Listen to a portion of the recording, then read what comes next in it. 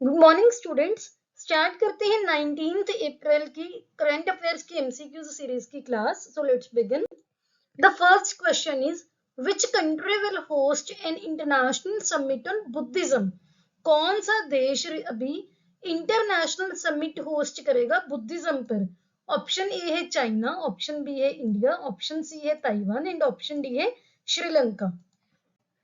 Recently India ने announce किया है कि India international summit on Buddhism host करेगा, जिसमें 30 देशों के जो मेंबर्स हैं, डेलीगेट्स हैं, वो पार्टिसिपेट करेंगे।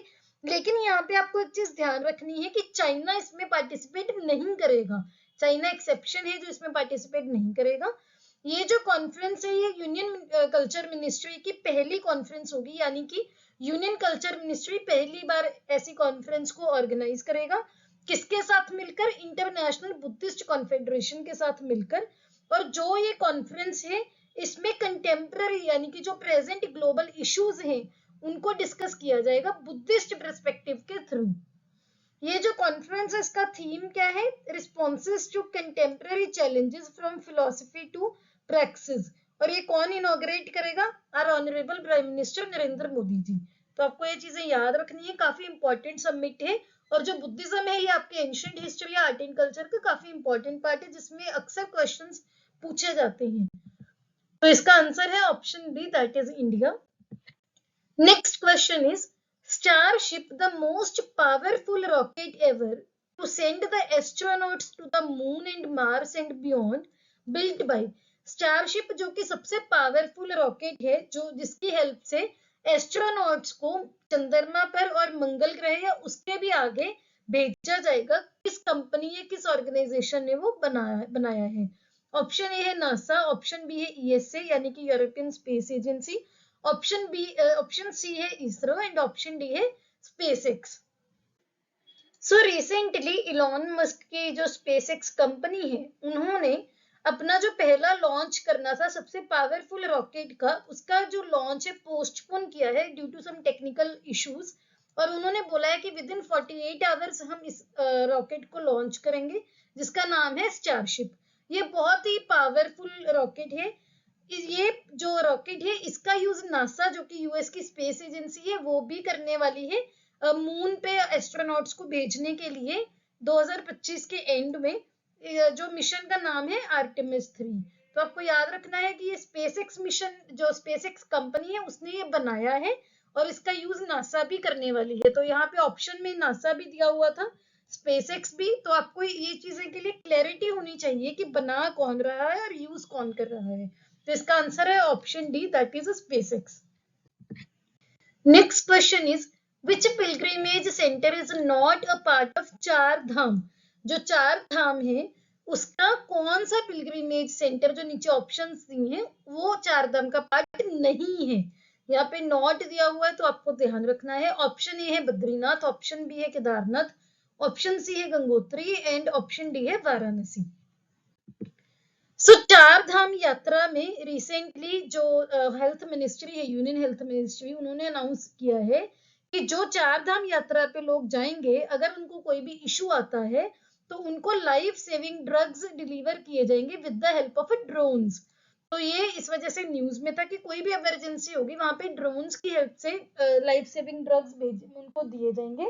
रीजन बीइंग क्योंकि रिसेंटली एक डेटा से पता चला है कि बहुत डेथ होती है जो प्रिवेंट की जा सकती हैं अगर उनको टाइमली जो एड है, जो मेडिसिन है वो प्रोवाइड की जाए, जो भी उनको मेडिकल एड चाहिए। तो जो चार धाम है ये उत्तराखंड में है और ये कलेक्टिव टर्म यूज होती है रिलीजियस सर्किट के लिए, जिसमें हिंदूज के चार पिलग्रिमेज सेंटर्स कवर किए जाते हैं। कौन कौन से? बद्रीनाथ, केदारनाथ, गंगोत्री और यमुनोत्री। तो जी ये जो चार पिलग्रिम्स हैं, पिलग्रिमेज साइट्स हैं, ये अगर हम इनकी लोकेशन की बात करें तो ये उत्तराखंड के गढ़वाल हिमालय रेंज में लोकेटेड है। आपका जो ज्योग्राफी की, अगर आप एनसीईआरटी देखो 11th की फिजिकल ज्योग्राफी की, उसमें आपका हिमालय काफी इंपॉर्टेंट एक चैप्टर है जिसमें से क्वेश्चंस बहुत कॉमनली पूछे जाते हैं। तो आपको पता होना चाहिए कि ये जो पिलग्रिमेज सेंटर्स हैं ये गढ़वाल हिमालय रेंज में प्रेजेंट है। तो इसका आंसर है ऑप्शन डी, वाराणसी, क्योंकि बद्रीनाथ, केदारनाथ, गंगोत्री और यमुनोत्री ये चार धाम है। Next question is a book titled courting India, England, Mughal India and the origin of empire. किसने लिखी है, उसके ऑथर कौन है? ऑप्शन ए है सलमान रुश्दी, ऑप्शन बी है पेलागमी साईनाथ, ऑप्शन डी है Nandini Das and option D है मेघनाथ देसाई। सो रिसेंटली नंदिनी दास, जो कि इंग्लिश लिटरेचर की प्रोफेसर है एट यूनिवर्सिटी ऑफ लिवरपूल, उन्होंने एक बुक लिखी है जिसका नाम है courting India, England, Mughal India and reason of empire. ये जो बुक है किसके बारे में है? इंग्लैंड और जो मुगल इंडिया था अर्ली मॉडर्न इंडिया में, अगर आप मॉडर्न हिस्ट्री पढ़ते हो तो जो अर्ली मॉडर्न हिस्ट्री है वहां पर आप मुगल का जो इरा पढ़ते हो और इंग्लैंड का, इसके बारे में कल्चरल और लिटरेरी एक्सचेंज के बारे में ये बुक में लिखा गया है। बेसिकली ये बुक फोकस करती है जो थॉमस रो थे, जो एक मिशन पर आए थे as the English ambassador to the court of Mughal emperor Jahangir, जो इंडिया में 1615 में जो राज कर रहे थे। उनका जो 4 साल का मिशन था उस पे ये बुक ने फोकस किया है। ये उसका बुक का आपको पिक्चर भी दिख रही है उसके टाइटल की, यहाँ पे आप पढ़ सकते हो, लिखा हुआ है नंदिनी दास। मैं कलर चेंज करके आपको दिखा भी देती हूँ। ये नंदिनी दास आप यहाँ पर देख सकते हो, courting India, England, Mughal India and origin of empire. तो इसका आंसर है option C, that is Nandini Das. Next question is the highest bronze statue of Dr. B.R. Ambedkar has been built in which city recently? जो doctor B are Ambedkar ji थे, इनका सबसे ऊंचा यानी कि सबसे ज्यादा हाइट वाला ब्रॉन्ज स्टेचू कौन से शहर में रिसेंटली बनाया गया है, एस्टैब्लिश किया गया है? ऑप्शन ए है मुंबई, ऑप्शन बी है दिल्ली, ऑप्शन सी है हैदराबाद एंड ऑप्शन डी है कोलकाता। सो रिसेंटली बाबा साहेब अम्बेडकर जी का 125 फीट लंबा ऊंचा स्टेचू अनवील किया गया है हैदराबाद में। ये जो स्टेचू है बाबा साहेब अम्बेडकर जी का, ये सबसे हाइट में सबसे ऊंचा है, सबसे लंबा है, टॉलेस्ट स्टेचू है। और अगर हम बात करें कि ये स्टेचू किसने डिजाइन किया है, तो बहुत ही रिनाउंड स्कल्प्टर्स जो है राम वंजी सूत्र और उनके बेटे हैं अनिल राम सूत्र जी, जिन्होंने बहुत सारे मॉन्यूमेंटल स्कल्पचर्स पहले भी बनाए हैं। जैसे हम बात करें स्टेचू ऑफ यूनिटी की, जो सरदार वल्लभ भाई पटेल जी का है, गुजरात में है, वर्ल्ड का सबसे ऊंचा स्टेचू है, वो भी इन्होंने बनाया था। तो आपको ये नाम भी याद रखने हैं। तो इस क्वेश्चन का आंसर है option C, that is Hyderabad. Next question is who has been crowned Femina Miss India 2023? काफी जगह आपको इसका फेमिना मिस इंडिया वर्ल्ड भी लिखा मिलेगा, मिस वर्ल्ड इंडिया भी लिखना मिलेगा, one and the same thing. तो ऑप्शन है, ऑप्शन ए है नंदिनी गुप्ता, ऑप्शन बी है श्रेया पुंज, ऑप्शन सी है Manushi Chhillar and option D है दिव्या अग्रवाल। सो फेमिना मिस इंडिया 2023 बनी है नंदिनी गुप्ता, जो कि कोटा राजस्थान से बिलोंग करती है। इसके रिगार्डिंग हमने एक शॉर्ट वीडियो भी बनाई थी जिसमें हम इसके रिगार्डिंग हमने सारे इंपॉर्टेंट पॉइंट्स डिस्कस किए थे।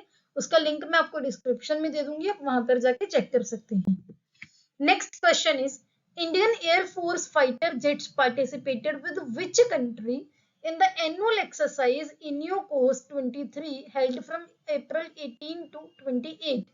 इंडिया के एयर फोर्स के फाइटर जेट्स ने कौन से देश की एनुअल एक्सरसाइज यानी कि जो हर साल होती है, जिसका नाम है इन्यूकॉस 23, उसमें पार्टिसिपेट किया है, जो कि 18 अप्रैल टू 28 अप्रैल में होगी? ऑप्शन ए है ब्रिटेन, ऑप्शन बी है यूएई, ऑप्शन सी है ग्रीस एंड ऑप्शन डी है यूएसए। सो जो इन्यूकॉस 23 है, वहां पर इंडिया के एयरफोर्स के फाइटर जेट पार्टिसिपेट कर रहे हैं, जो कि एक एनुअल ग्रीक एक्सरसाइज है यानी कि ग्रीस की एक्सरसाइज है, जिसका नाम है इन्यूकॉस 23। इसमें भारत के 5 Sukhoi 30 MKI fighter jets participate करेंगे। तो इसका आंसर है option C, Greece. Next question is world heritage day celebrated on? Option A है 5 अप्रैल, ऑप्शन बी है 3 अप्रैल, ऑप्शन सी है 4 अप्रैल एंड ऑप्शन डी है 18 अप्रैल। सो वर्ल्ड हेरिटेज डे, जिसको international day for monuments and sites भी बोला जाता है, ये हर साल यूनेस्को की सपोर्ट से मनाया जाता है। और इसका एम क्या है? जो ह्यूमन हेरिटेज है उसको प्रिजर्व करना, और जो ऑर्गेनाइजेशंस हैं जो भी ह्यूमन हेरिटेज को प्रिजर्व करने के लिए काम करती हैं, उनके एफर्ट्स को रिकॉग्नाइज करना। ये कलेक्टिव एफर्ट है कम्युनिटीज का पूरे दुनिया की, जो काम करती हैं कि जो भी रिच हेरिटेज है उसकी लेगेसी मेंटेन रहे और उनको बचाया जा सके। जो हमारे पूर्वजों ने हमें दिए हैं, जो हमारे एंसेस्टर्स ने दिए हैं। इस साल का इसका थीम क्या था? Heritage changes. और बेसिकली इसने फोकस किस पे किया है कि जो क्लाइमेट एक्शन है उसमें भी फोकस किया है, और क्लाइमेट चेंज का कल्चरल हेरिटेज से क्या रिलेशन है उस पे भी फोकस किया है। तो इसका आंसर है option D, that is 18 April. Next question is dabba trading is also known as. Dabba trading को और किस नाम से जाना जाता है? ऑप्शन ए है बकेटिंग ट्रेडिंग, ऑप्शन बी है टिफिन ट्रेडिंग, ऑप्शन सी है lunch box trading and option D है formal trading. So recently National Stock Exchange ने एक नोटिस इशू किए हैं बहुत सारी एंटिटीज को जो कि डब्बा ट्रेडिंग में इन्वॉल्व थे। डब्बा ट्रेडिंग को बकेटिंग ट्रेडिंग या बॉक्स ट्रेडिंग भी बोला जाता है।